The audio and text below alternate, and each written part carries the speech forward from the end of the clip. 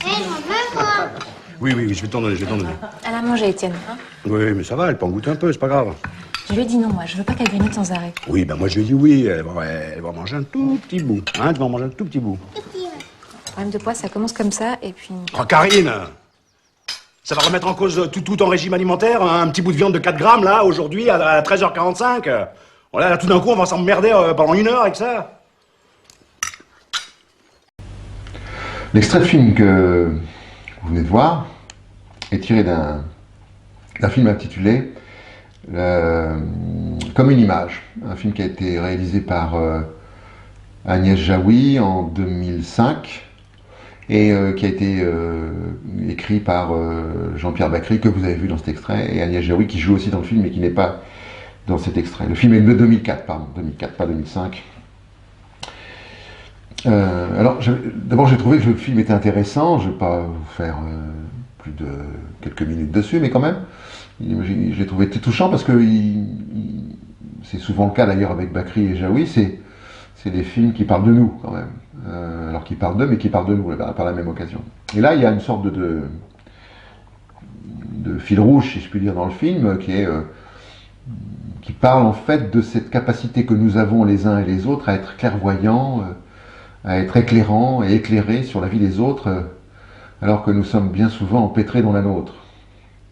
En d'autres termes, nous voyons très bien les désastres qui se produisent pour les autres, les mauvais choix qu'ils pourraient faire, quelquefois même nous nous transformons en coach, en conseiller, et conseiller d'amis bien entendu, et on voit très bien les désastres qui se produisent pour ceux qui nous entourent, et quelquefois ceux qu'on aime.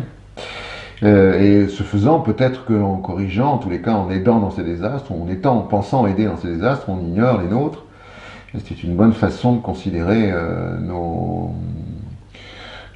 difficultés finalement. Donc voilà, ce film tourne autour de cette problématique-là, et c'est pour ça que je le trouve intéressant. Ça nous ramène à ce que nous sommes quelquefois, parfois, même souvent. C'est pas plus mal. Là, l'extrait est intéressant, enfin il m'a intéressé.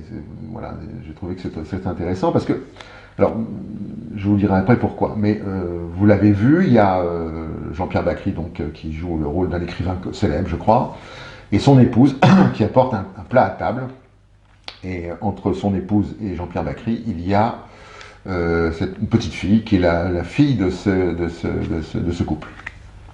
On a aperçu aussi à côté, dans les premières images de l'extrait, la première grande fille dans le film, bien sûr, de Bacry, et cette grande fille, vous l'avez vue, souffre d'embonpoint, on va dire. Et elle en souffre, dans le film, elle en souffre. Et donc, cette femme a un grand souci, on va dire, de l'alimentation, de l'équilibre alimentaire, pour elle-même et pour sa fille. Et elle est très précautionneuse sur la façon dont elle-même et sa fille s'alimentent. Voilà, donc elle est presque une crispation, mais peu importe, elle est précautionneuse, on va dire. Et ce qui est intéressant, c'est que cette précaution-là n'est pas du tout entendable ni entendue par Bacry. Et là où son épouse voit quelque chose d'important, Bacry y voit qu'un détail, et donc 4 grammes n'a pas de poids pour l'un et du poids pour l'autre, si je peux dire. Et évidemment, dans ce cas-là, c'est le rapport de force qui se crée et la correction est immédiate. C'est le plus fort qui l'emporte, avec une sorte de violence assez grande, mais bon. Mais la violence est grande pourquoi? Parce qu'il y a quand même un sacré manque de respect. Alors évidemment, je n'accuse pas Bacry en tant que tel, mais le personnage qu'il joue toujours très bien ce genre de choses, je trouve. Il y a un manque de respect total, me semble-t-il. Alors, il ne s'agit pas d'être une sorte de respect poli qui ferait partie de la politesse ou de ce qu'on pourrait souhaiter dans une conformité sociale bien pensée, mais plutôt une sorte d'irrespect par rapport à un point de vue qui n'est pas le sien. Les 4 grammes ne sont pas vus de la même façon. Son épouse dit que c'est du grignotage et lui dit que c'est 4 grammes et qu'il ne faut pas nous en faire une pendule, quoi. À 13h47 ou 45. C'est difficile de s'extraire de son point de vue, c'est clair, c'est toujours très difficile, et c'est encore plus difficile, me semble-t-il, de ne pas l'imposer à l'autre. C'est donc difficile de respecter le point de vue de l'autre, et c'est pour ça qu'il y a une marque d'irrespect total. Et que c'est violent. Alors c'est violent peut-être dans l'expression, mais Bakri est plutôt comme, enfin Bakri, le rôle qu'il joue dans ce film est plutôt comme ça, une sorte d'agacement sur des futilités dont il n'a pas envie de tenir compte, et puis l'impossibilité de penser que pour son épouse, ce qu'il considère comme une futilité n'en est pas une.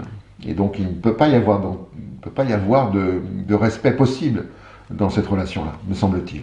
En fait, on touche à ce que j'appellerais moi l'insignifiance, et la signifiance, c'est-à-dire à partir du moment où je pense que ce qui est dit en face de moi est insignifiant, alors le personnage qui le prononce est insignifiant. Et c'est très compliqué.